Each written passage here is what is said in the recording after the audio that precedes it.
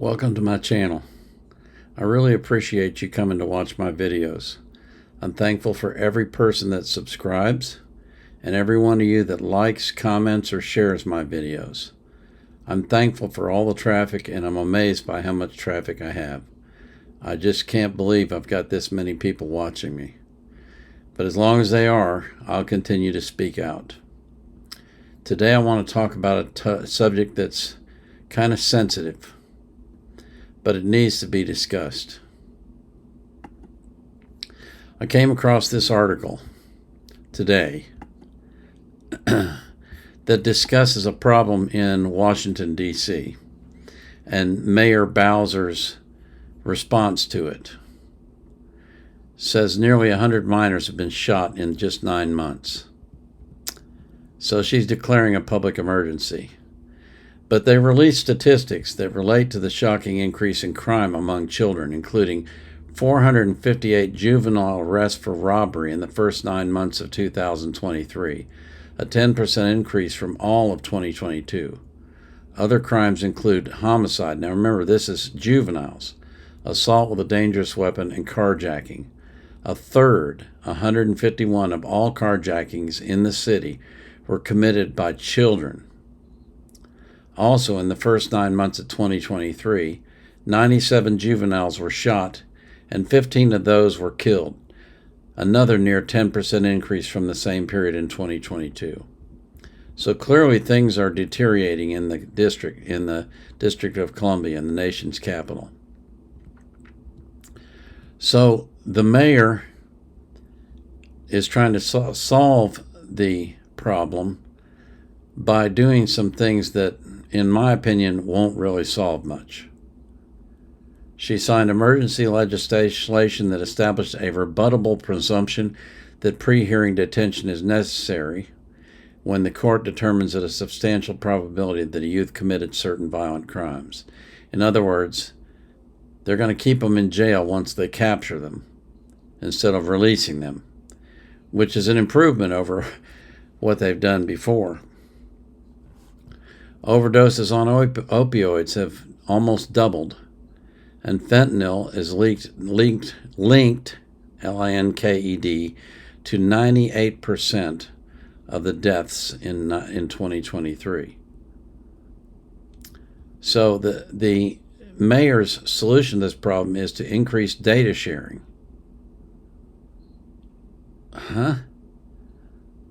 So they can get a complete picture of opioid-related fatal and suspected non-fatal overdoses.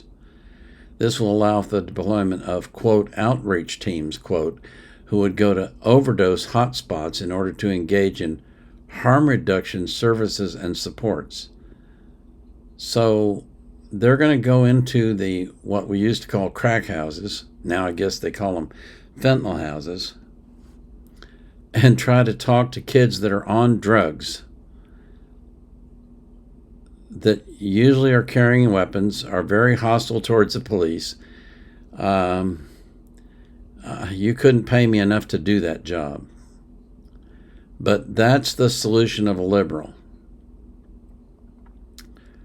Now, it's clear that there's a problem that exists, but what you don't see in this is why the problem exists. You have to go elsewhere to find that out. The black family structure has been in decline since the 1960s, and I would argue that it's longer than that. Okay, let me see here. I want to read you something from this article, and I'm going to put links to all this in the description so you can follow up on this yourself and do the research and disagree or agree with me. I don't care. I'm just going to give you my opinion, and then you get to decide whether you agree with me or you disagree with me. Okay?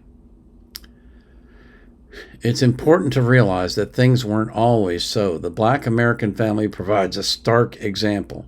From 1890 to 1950, black women had a higher marriage rate than white women. And in 1950, just 9% of black children lived without their father. By 1960, the black marriage rate had declined but remained close to the white marriage rate. In other words, despite open racism and widespread poverty, strong black families used to be the norm. But in just 20 years, black fatherlessness skyrocketed. Today, only 44% of black children have a father in the home. Less than half.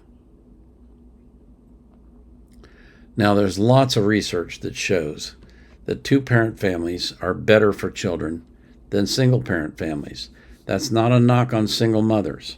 I have a personal friend that I know, a friend of one of my daughters who's become a friend of ours, who lost her husband because he was killed in a car accident. And she's a single mother, and she is struggling because it takes two people in the home to earn income and raise the children. It's really hard for one person to do both of those jobs. If the mother has to go earn a living in order to pay the bills, then the children are left without any parental guidance at all until the mother gets home from work. And sometimes, especially when it comes to people who are in the lower income brackets, they have to have 2 or even 3 jobs to make ends meet, which means they're almost never home. The children are left to fend for themselves. The end result of that is what you see today in Washington, D.C. The end result of that is poverty. It's a much, much lower rate of going to college, much lower income possibilities throughout their lifetimes, much higher rates of suicide, much higher rates of crime and violence. So you have to ask yourself, why doesn't the government encourage marriage? Why don't they encourage two-parent families? Instead, what the government does, and this is in the words of a Harvard professor, some programs, government programs, federal programs, actively discouraged marriage because welfare assistance went to mothers so long as no male was boarding in the household. Marriage to an employed male, even one earning the minimum wage, placed at risk a mother's economic well-being. Infamous man-in-the-house rules meant that welfare workers would randomly appear in homes to check and see if the mother was accurately reporting her family status. Now, you think about that. The government isn't just encouraging breaking up families. They're checking on it. They're actually going to the homes to make sure the family's been broken up. Now, you can attribute all sorts of reasons to these types of things. And you're welcome to do that. You can think, for example, that the people that wrote these laws had the best interests of the family at heart. They just didn't think it through very well. Or you could be of the opinion that they were deliberately trying to break up families, that they were doing their darndest to destroy the black family. And black family structure has been in decline since 1960. What happened in 1960? LBJ and the Great Society, the huge increase in welfare support. In 2015, 66% of African American kids were parented by a single family. And I want you to think about this. I haven't looked this number up, but I have in the past. So I'm just going to throw it out there. You can double check it. You can find it on the web. I may be off a little bit, but not by much. I believe in 1960 there were about 13 million African Americans in the United States. You know how many there are today? About 13 million. Black Americans are the only group defined by race in the United States that has not grown in size in over 60 years. Why is that? Because African American women abort their babies at a rate of 50%. They kill half of the children that they conceive. Now, that's not to discredit African American women. That was a deliberate plan by Planned Parenthood. You don't believe me? Look it up. The idea behind Planned Parenthood was to reduce the number of black people in America, and it's done a wonderful job of doing that. The idea behind welfare, in my opinion, was to break up the black family, to destroy the black family. And my, have they done a good job of that. We now have children, young black children, who are third and fourth generation welfare children, single parent family children that are raised in families where the mother is living alone because the father can't be there or else they don't get their money. And she's struggling to make ends meet. She's working very hard, trying to just pay the bills and put food on the table. And as a result, her children are not watched as closely as they should be. And they're not taught by a male father figure. And so what do they end up doing? They end up running on the streets. And they end up getting involved in drugs, and they end up getting involved in crime, and they end up dying before their 20th birthday at alarming rates. In my opinion, this is my opinion, the Democrats deliberately destroyed black families. They did it on purpose through the legislation that they passed, all in the name of being helpful. And many, many people have bought into that lie. But if you look at the end results, you'd have to say that whether they planned it or not, it sure worked out well. Because look what they've done. They've suppressed the black population. They've destroyed the black family. They've increased crime amongst the blacks to alarming rates. And by the way, the biggest victims of black crime are other black people.